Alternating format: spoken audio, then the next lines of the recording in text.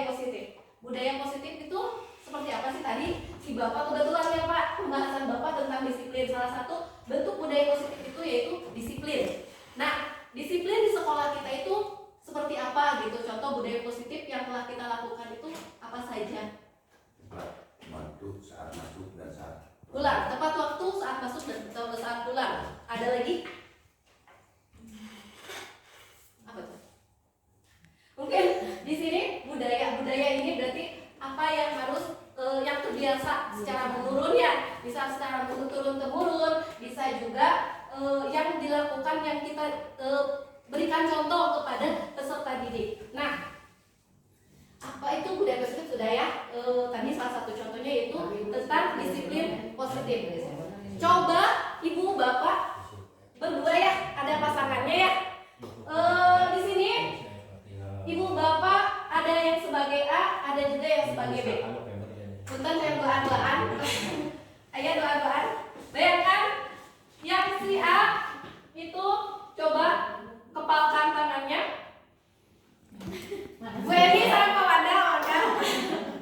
Ibu sarang Bapak kawan enggak? Yang A kepalkan, yang B itu harus mencoba bagaimana caranya supaya si A ini bisa membukakan kepalanya. Anggap di dalam kepala si A ini ada barang berharga, harta karun.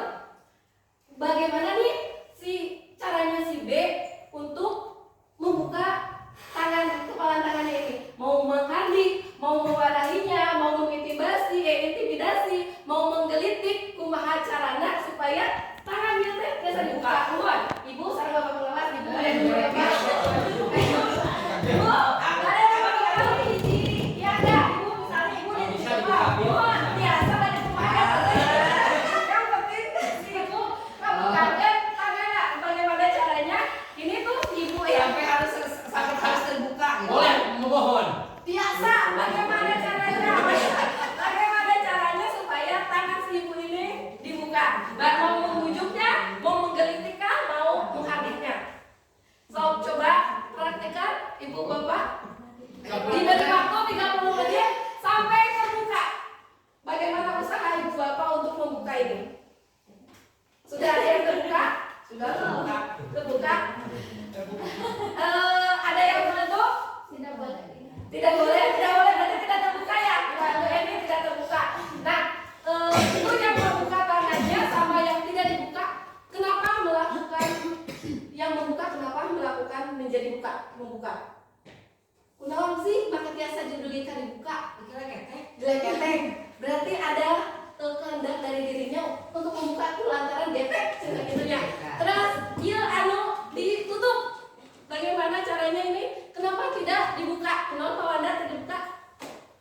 Tidak berhasil menggoda. Tidak tergoda dengan Bu Edi. Berarti Pak Wanda tidak tergoda dengan Bu Edi. Berarti di sini, berarti ada kontrol dari diri kita. Berarti ada kehendak dari diri kita ya, kemauan diri kita.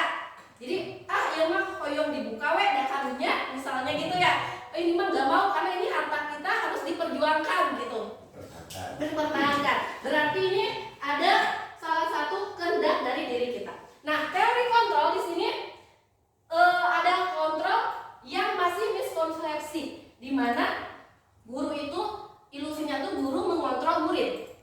Bapak Ibu, iya tidak, guru mengontrol murid. Guru mengontrol murid. Guru itu sebagai pengontrol, iya Bapak? Iya.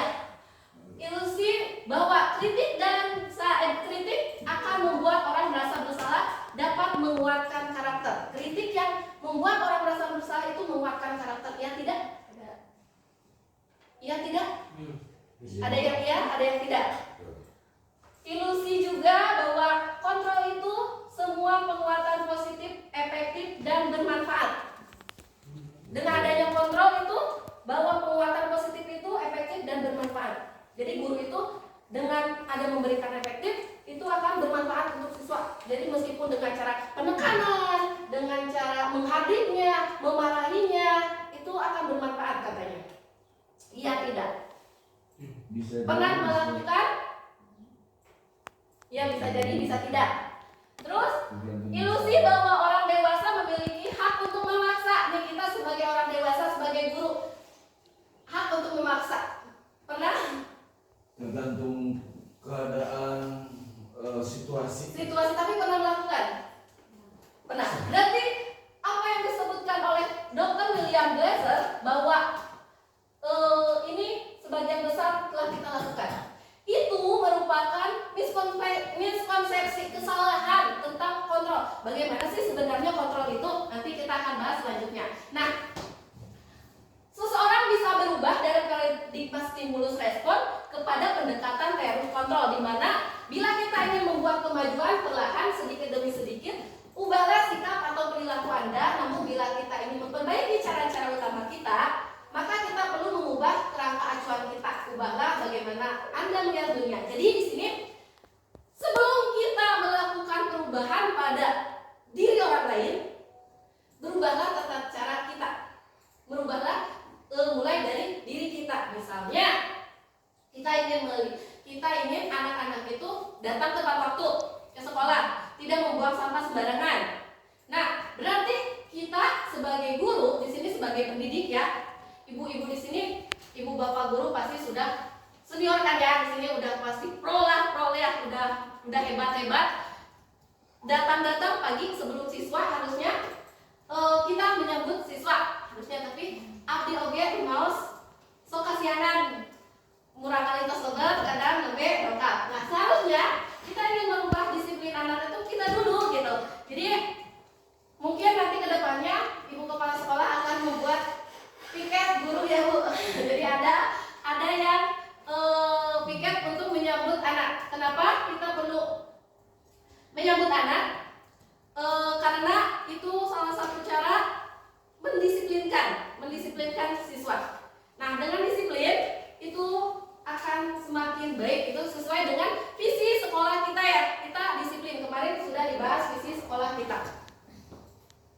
Nah, disiplin positif tadi contohnya itu pagi-pagi datang, berarti itu akan menimbulkan disiplin positif. Dan kebiasaannya pada diri ya, dimulai kebiasaan soal pada diri kayak dibiasakan di enjing cina. Diana Gosen menyatakan bahwa arti kata disiplin ini berkonotasi dengan disiplin diri dari murid-murid Socrates dan Plato. Disiplin diri dapat membuat seorang menggali potensinya menuju kepada sebuah tujuan, sesuatu yang dihargai dan bermakna. Nah, jadi disiplin ini apa yang kita lakukan kita bisa pertanggungjawabkan, kita bisa bertanggung jawab. Yaitu contohnya misalnya tadi datang pagi-pagi. Murid datang pagi-pagi, berarti masa sih muridnya aja yang datang pagi-pagi, gurunya tidak. Jadi itu akan mengacu pada nilai-nilai kebajikan. Nilai-nilai kebajikan itu ada 6. Ya, nilai-nilai kebajikan universal itu akan mengacu pada profil belajar Pancasila. Mungkin Bapak Ibu sudah duluan kepala lah tentang profil pelajar Pancasila yang mana sekarang sedang digaung-gaungkannya. Ada berkebinekaan global, bergotong royong. Yang pertama inilah beriman dan bertakwa kepada Tuhan Yang Maha Esa, berkebinekaan global, bergotong royong, kreatif, menarik kritis dan mandiri. Itu profil pelajar Pancasila. Jadi kita di sekolah itu akan mengacu pada ini. Visi sekolah pun akan mengacu pada ini. Beriman dan bertakwa kepada Tuhan Yang Maha Esa. Salah satunya sopan santun itu nanti akan beriman dan bertakwa juga. Sholat duha, kebiasaan sholat duha ya. Jadi anak dibiasakan meskipun di sini masih banyak yang suka elek-eleknya Wanda, tapi dengan kebiasaan mungkin nanti ke rumah mereka setelah dewasa, oh kalau pagi-pagi itu kita harus sholat duha, dibiasakan itu. Terus ada bergotong royong. Di sini bergotong royong di dalam kelas mungkin bukan gotong bangku, memindahkan bangku, tapi akan bekerja sama, berkolaborasi dalam pembelajaran. Terus ada kreatif. Kita sebagai guru harus memunculkan kreatif anak dengan cara bagaimana ya. Terus si anak akan benar kritis itu seperti apa. Terus mandiri di sini bukan si anak disuruh belajar sendiri, tetapi kita sebagai pendidik itu harus membimbingnya. Kita kepada peserta didik. Nah, motivasi perilaku manusia yang pertama menghindari ketidaknyamanan dan hukuman. Bagaimana menghindari ketidaknyamanan dan hukuman? Terus menghargai nilai-nilai kebaikan diri sendiri, mendapatkan imbalan penghargaan dari orang lain. Kita akan terasa termotivasi apabila misalnya Pak Dedi badai kayak ke lomba, terus ibu teh upami kengeng dikasih reward. Ya, itu berarti kita mana Pak? Kita itu memotivasi perilaku manusia itu dengan memberikan imbalan atau penghargaan ya. Jadi supaya lebih semangat kita akan diberikan imbalan. Tapi kita memotivasi perilaku manusia itu dengan menghindari ketidaknyamanan dan hukuman. Seperti apa? Misalnya, ini di kelas ya, kita sebagai pendidik pernah tidak sih menghukum anak gitu? Nah, Nah, itu mau hukum bapak atau hukum sibilal. Ya itu berarti orang lagi kita sebenarnya harus menghindari ya bapak supaya anak itu lebih nyaman, lebih semangat ketika belajar lagi. Jangan sering, nah nanti ada hukuman juga, ada restitusi juga gitu ya. Nah, terus menghargai nilai-nilai kebajikan diri sendiri. Kita setiap orang mempunyai nilai-nilai kebajikan nih. Misalnya mandiri, kita mandirinya itu kita seperti apa? Jadi orang lain itu harus saling menghargai apa yang dicita-citakan, apa yang dimiliki oleh orang lain gitu. Selanjutnya dari untuk menghindari tadi ketidaknyamanan, menghindari hukuman, kita di kelas itu akan membuat sebuah keyakinan kelas, di mana mungkin kita bahasanya kesepakatan. Kalau dulu itu kadang kita membuat peraturan kelas ya, Bapak Ibu sudah pernah membuat peraturan kelas? Sudah. Apa bedanya peraturan kelas sama keyakinan kelas? Peraturan kelasnya dibuat oleh guru. Ya, peraturan kelas. Keyakinan kelasnya dibuat bersama-sama dengan siswa.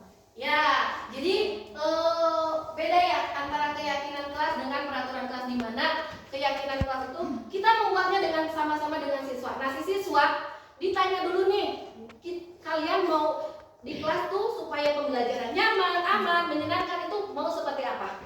Tetapi kadang peraturan itu buruk, dilarang tidak membuat ya, dilarang berisik ketika pembelajaran, dilarang membuang sampah sembarangan, tanpa menanyakan dulu maunya si siswa itu seperti apa. Tapi sebenarnya harusnya itu supaya kelasnya nyaman, aman, dan si anak semangat belajar, harus ditanya dulu si anak itu maunya seperti apa.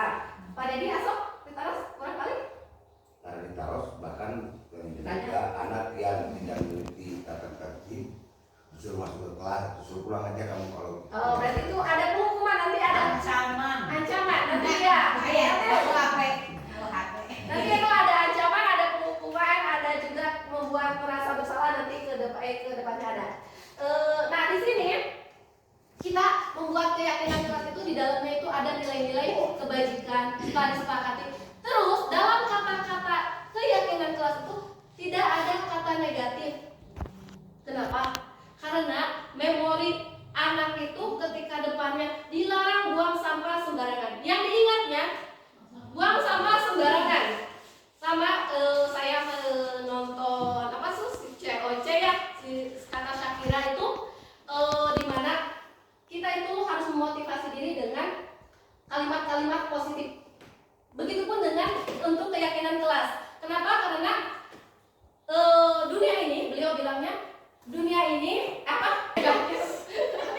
Hati ini tidak menerima kalimat-kalimat negatif. Jadi yang diterimanya ketika kita bilang buang sampah pada tempatnya.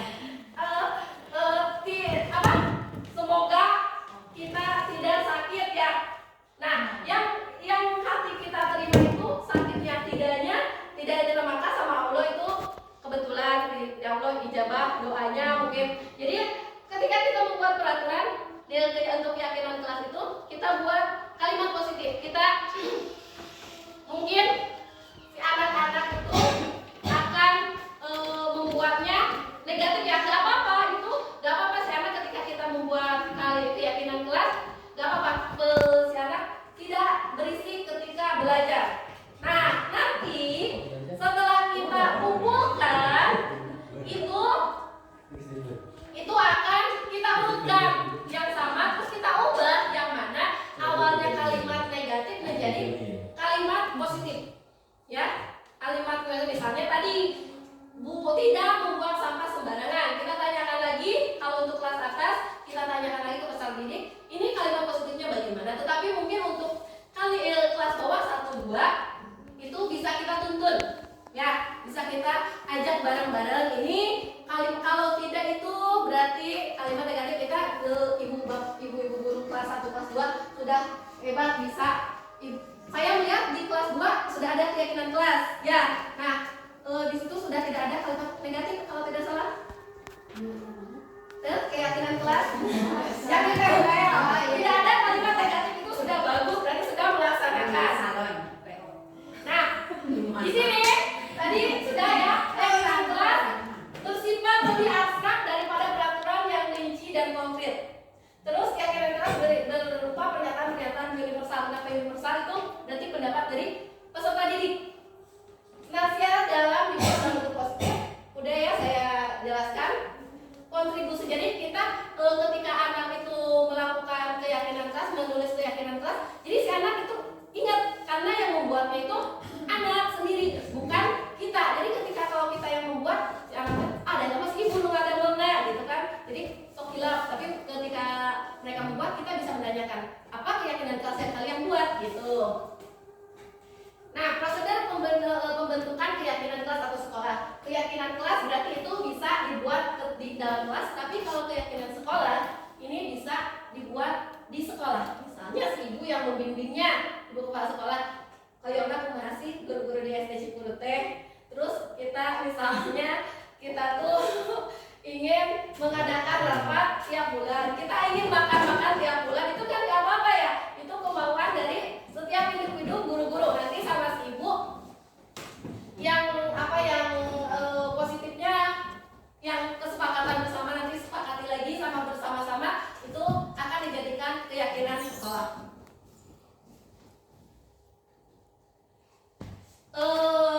Kita sebagai manusia kebutuhan memiliki 5 kebutuhan dasar manusia. Pasti pada ini ninggalin kan ada ini. Ada cinta dan kasih sayang. Kita butuh bertahan hidup, betul? Contohnya? Ya kalau kita misalkan tidak ada maksudnya tidak berusaha untuk bertahan hidup, contohnya istilahnya kebutuhan untuk yang rutin bagi tubuh kita, makan dan minum. Makan dan minum, itu bertahan hidup, makan, minum, tempat tinggal, ya itu untuk bertahan hidup. Cinta dan kasih sayang. Butuh perhatian. Kesenangan. Kesenangan. Ya kita perlu hiburan. Hiburan. Penguasaan. Penguasaan. Kemana nanti tak. Penguasaan. Penguasaan. Kita kadang kita ingin berkuasa ya, itu salah satu kebutuhan dasar manusia. Kadang kita ingin berkuasa, terus kebebasan. Kita tidak mau dikekang. Kita sebagai orang dewasa membutuhkan ini. Begitupun dengan peserta didik kita. Ibu bapak suka melihat anak yang kecil di kelas? Kak. Terus datang ke rumah, datang ke sekolah tidak tuh banyak yang tidak nulis. Tidak banyak yang tidak nulis. Datang ke sekolah itu, oh yo pagi-pagi ya, udah tidak semangat belajar. Kita perhatikan, kita tanya peserta didik itu apakah sudah makan. Siapa tahu di rumahnya itu yang loyo itu belum makan. Berarti kebutuhan dasar manusia yang tentang bertahan hidupnya itu belum terpenuhi.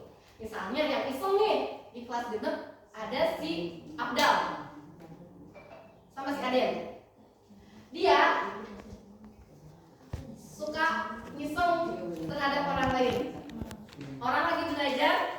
didorong kursi. Orang lagi belajar ditoel, aja jalan, dinoel. Itu tuh sebenarnya dia itu membutuhkan perhatian. Bisa jadi dari gurunya tuh dia tuh cari perhatian lah ya. Kenapa?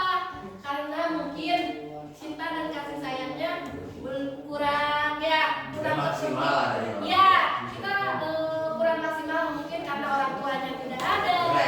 Ya, itu masalah-masalah keluarga bisa membuat kebutuhan dasar manusia itu tidak terpenuhi sebagian.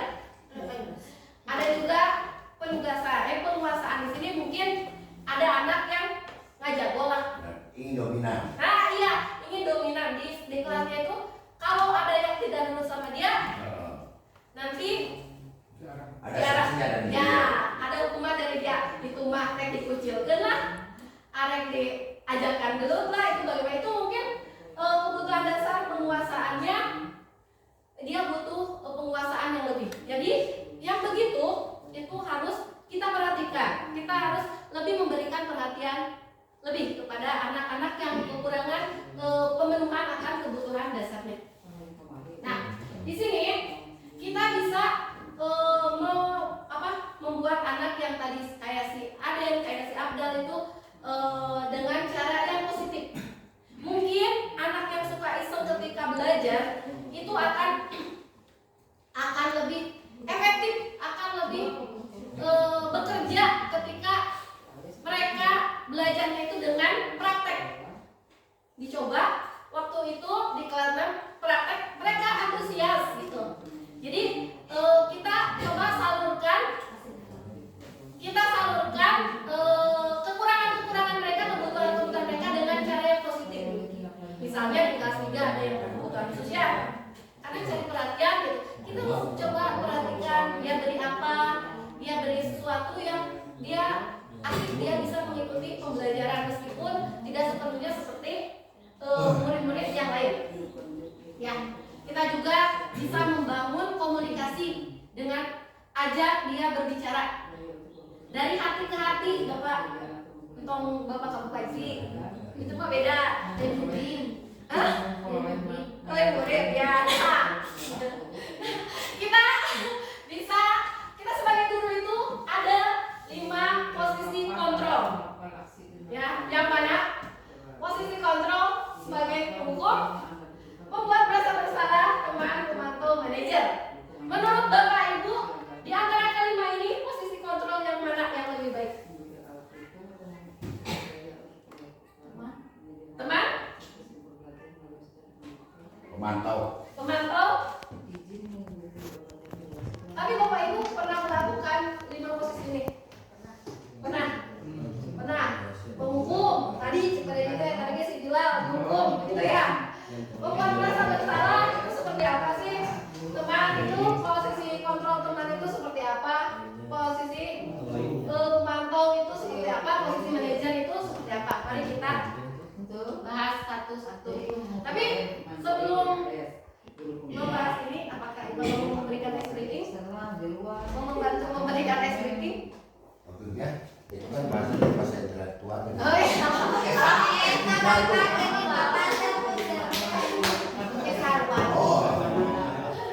Kayak kemarin gitu ya. Ya, boleh Bapak mau memberikan ice breaking? Ada.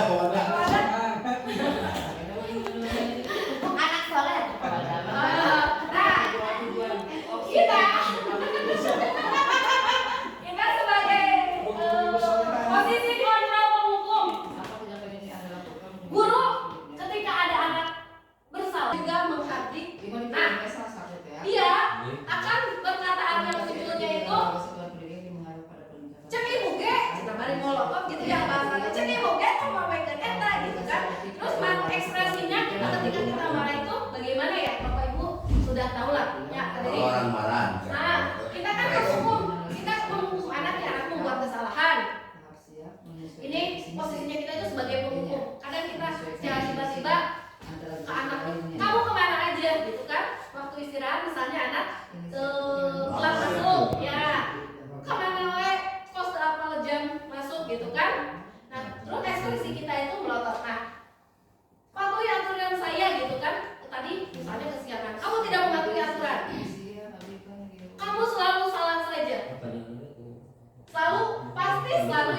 misalnya ada anak nih yang mengerjakan terus lalu yang terakhir yang bontot, ada kan di setiap kelas kan gitu, kalian ngomongnya kamu lagi gitu kan, yang pasti terakhir lagi. Itu pada itu kita itu posisi guru itu seperti itu, posisi kontrol sebagai pemukul. Nanti hasilnya itu si murid bukannya nurut sama kita, si murid bukan merasa mengakui kesalahannya, tapi si murid akan dendam, akan marah. Dia sampai rumah tuh menyimpan amarah kalau pulang nih, kurang kesel ke guru anu gitu kan, bahasanya gitu kan, udah anak-anak sekarang tuh.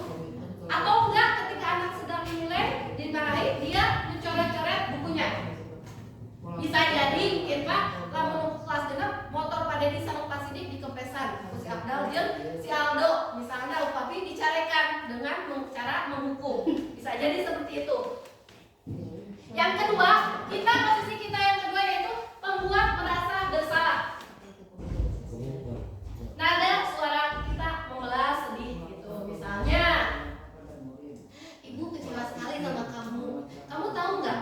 Kamu nggak sayang ya sama orang tua. Orang tua kamu itu telah mencari uang sampai ke luar negeri. Ini di sini jujur, saya ketika mempelajari materi ini, saya introspeksi diri. Oh, saya itu berarti banyak melakukan kontrol membuat anak merasa bersalah. Kontrol ketika membuat anak menjadi pemukul. Jadi alhamdulillah setelah belajar ini kita itu banyak ilmunya bagi saya. Makanya Bapak Ibu, yuk semangat ikutan CGP, bukan iklan ya. Di sini kita sharing lebih ke introspeksi diri. Kalau saya ikutan CGP itu lebih ke introspeksi diri. Nah, yang ketiga kita sebagai teman batik kata Bu Eni, kita posisi kontrol yang terbaik itu posisi kontrol sebagai teman, dimana kita bisa ngobrol, tapi ini masih ada dua posisi lagi yang baik. Ini ketika misalnya Bu Eka tidak ada diisi sama Bu Fajri, di situ Bu Fajri membuat anak merasa nyaman di kelas, terus membuat anak itu senang. Tapi ketika kita menjadi posisi kontrolnya itu sebagai teman, anak itu akan ketergantungan. Jadi apabila Bu Eka tidak ada tuh mereka inginnya sama Bu Fajri, tidak mau sama guru-guru yang lain karena mereka merasa nyaman. Ada, jadi setiap posisi itu ada plus minusnya ya. Nah, yang keempat ada posisi kontrol pemantau, di mana kita formal, tubuh kita formal, posisi tubuh kita formal. Nah, si anak kita bisa menanyakan kalau anak merasa bersalah itu konsekuensi apa yang mereka perbuat itu konsekuensinya seperti apa. Namun mereka kadang belum kita memberikan konsekuensi yang mereka tidak pahami, yang mereka tidak terima. Jadi di sini si anak itu masih tidak nyaman karena kadang konsekuensinya kita yang buat. Tetapi untuk yang terakhir ada posisi manajer. Ini si anak kita cari dulu, validasi dulu kesalahan anak itu seperti apa, ya. Kita ngobrol dulu, kita panggil. Jadi ketika ada anak melakukan kesalahan itu, kita panggil secara berdua, ngobrol secara berdua. Misalnya, jadi mereka itu membuat kesalahan, kita tanya, kamu itu membuat kesalahan, apa yang telah kamu lakukan? Terus keyakinan kelas apa yang telah kamu langgar? Misalnya seperti itu.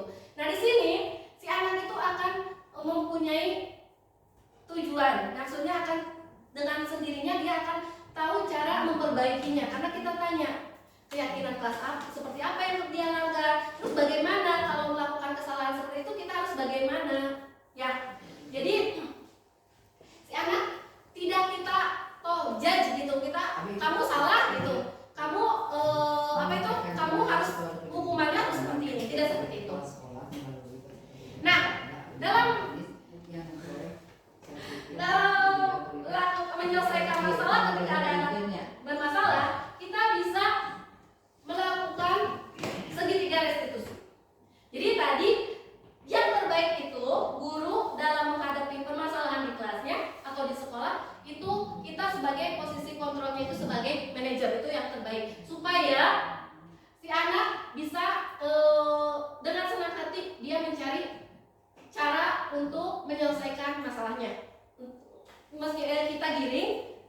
tetapi dia bisa menunjukkan sendiri gitu penyelesaian masalahnya. Dalam memulai penyelesaian masalah ada menggunakan segitiga restitusi. Yang pertama, validasi tindakan yang salah. Misalnya, kita ada anak yang kesiangan, kita tanya, mengapa kamu terlambat? Pasti ada alasannya. Itu berarti kita memvalidasi tindakan yang salah. Kan salahnya kesiangan. Nah, jadi kita tanya dulu gitu. Terus menanyakan keyakinan. Jadi seperti tadi yang untuk pemantau, keyakinan kelas apa yang kita telah sepakati. Jadi mungkin memvalidasi permasalahan itu keyakinan kelas ini yang terakhir menanyakan keyakinan. Yang pertama itu menstabilkan identitas. Menstabilkan identitas itu, ibu tahu kamu membuat kesalahan, tetapi itu manusiawi. Semua itu akan membuat kesalahan, begitu pun dengan ibu. Nah, baru nanti kita akan memvalidasi tindakannya. Kenapa? Ditanya dia alasannya kenapa. Baru setelah itu dia keyakinan kelas apa yang telah dia langgar. Nah, di sini menstabilkan identitas itu berarti ini ya Bapak Ibu, tidak ada manusia yang sempurna. Itu kata-kata yang kita bisa ucapkan ketika menstabilkan identitas permasalahan. Apakah kamu sedang menjadi teman yang baik? Ini untuk menstabilkan identitas. Untuk validasi tindakan berarti di sini guru tidak menyarankan guru bicara kemudian bahwa pelanggaran aturan sekolah ada sikap yang baik. Nah, di sini kita harus tanya alasannya. Yang keempat ada menanyakan keyakinan. Ya, jadi kita melakukan step by step. Ya, yang pertama itu berarti menstabilkan dulu. Kan anak mungkin ketika dipanggil mereka kesiangan, kita panggil, mungkin mereka sieun lah. Ya, ketika dipanggil sama gurunya, kita buat mereka tenang dulu, baru distabilkan dengan cara ya kita tanya dulu, ngobrol dulu secara itu, baru ibu tahu kamu melakukan kesalahan, tapi itu manusiawi gitu kan ya. Terus setelah itu baru validasi tindakan. Nah, setelah itu menanyakan keyakinan. Ibu bapak, mungkin saya akan simpulkan budaya positif merupakan perwujudan dari nilai-nilai atau keyakinan universal yang diterapkan di sekolah. Itu jadi kita harus menerapkan nilai-nilai atau keyakinan yang telah kita sepakati untuk membentuk suatu budaya positif. Membangun budaya positif dimulai dari perubahan paradigma yang timbul dalam kesadaran setiap individu dan membangun komitmen serta kolaborasi dengan seluruh warga sekolah. Jadi tanpa adanya kolaborasi, tanpa adanya kerjasama, budaya positif tidak akan berjalan dengan lancar, tidak akan tercapai. Jadi maka dari itu mari kita berkolaborasi untuk menjadikan SD Cipurut ini menghasilkan peserta didik yang sesuai dengan visi dan misi. Ya, SD Cipurut Bapak Nukamari, visi dan misinya ya ada unggul, berkarakter, berilmu, dan apa tuh Pak? Yang berkebenekaan global ya. Jadi menghasilkan manusia yang sesuai dengan profil Pancasila. Terima kasih. Wassalamualaikum warahmatullahi wabarakatuh.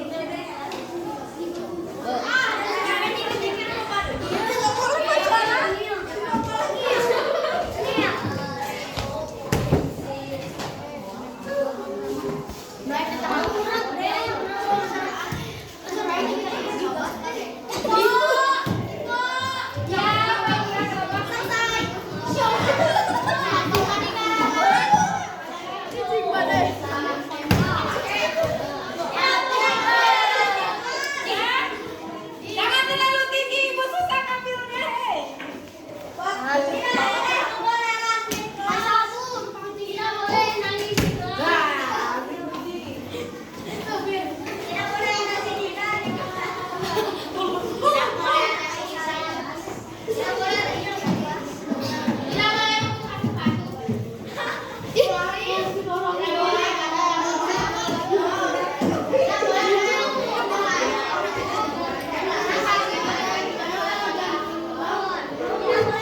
Sudah semuanya?